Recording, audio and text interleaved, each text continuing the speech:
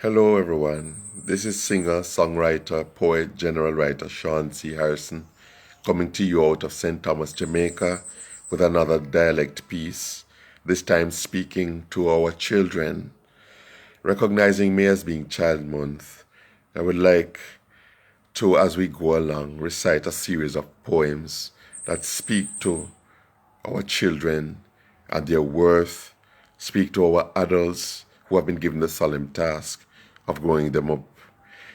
Let us as a nation again go back to a time where we nourished and cared for our children and did everything we could to keep them out of harm's way.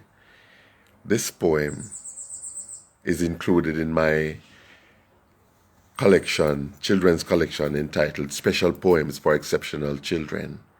And this is how it goes. You can get your copies online. It's entitled Hurry Home.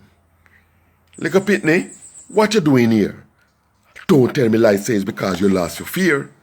School over a long time and time is serious. Hardly anybody around again you can trust.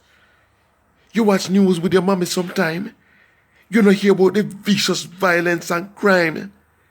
So what about the missing people advisory? You see all the children picture we put up on it? You know, it's the third time I seen you. And you must stop this linger up on road where you are do. I have a great mind clap you and carry you to your yard. But I go and put up on taxi, though some of them are fraud. Let me see if me can get a red plate.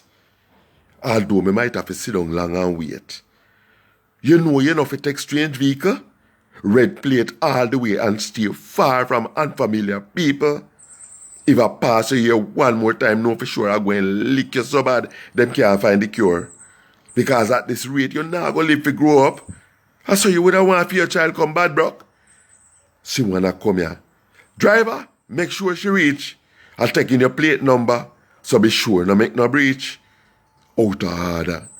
If more people did a strict pandemic, them wouldn't in a them young days meet such tragic end. Pity though.